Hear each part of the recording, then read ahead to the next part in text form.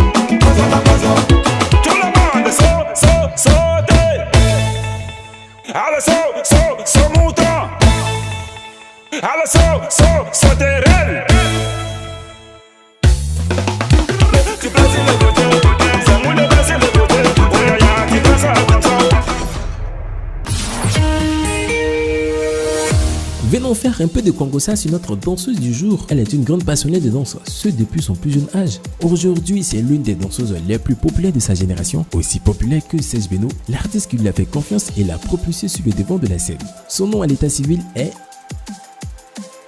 Zota. Née à Yopougon-Sikoji, le quartier des stars, c'est une femme qui a toujours rêvé d'être une étoile de la danse. Ange Patricia a grandi à Ferké, elle a toujours aimé la musique, surtout danser. Son enfance était de copier les chorégraphies des artistes qui passaient à la télévision. Pour elle, l'artiste n'a pas d'importance, l'essentiel c'est la chorégraphie. La danse ou les études, en tout cas pour Patricia, la danse d'abord. Elle commence son premier ballet dans un groupe sous la musique de Gadi Seli.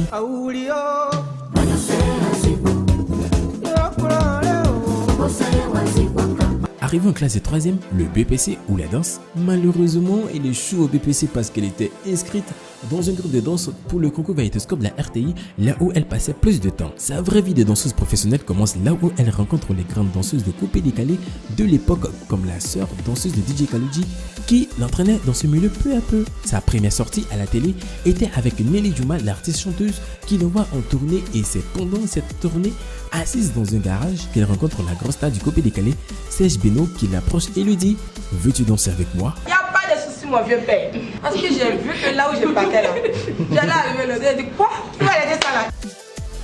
Ce qui fait de Zota la danseuse qu'elle est aujourd'hui, c'est son humilité, son respect et sa patience, surtout son courage.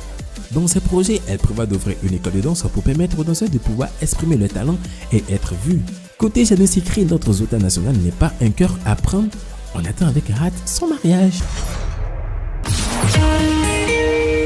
Et pour les talents de la semaine, c'est une affaire de Tchétché, danse ivoirienne concept de l'artiste Safarel, et c'est même une affaire de toutes les générations. Sur le tambaron d'Aou, commandant Renault, DJ Bloconini, je dis voilà la partie.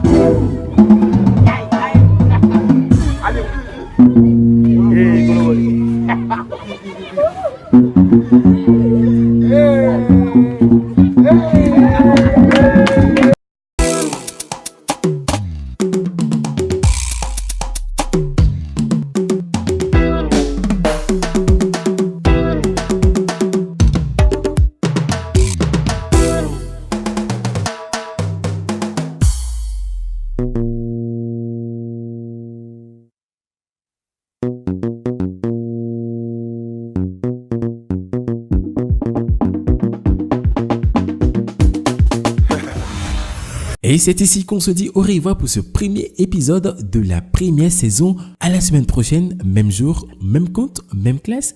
Allez, chut, pas de bavardage.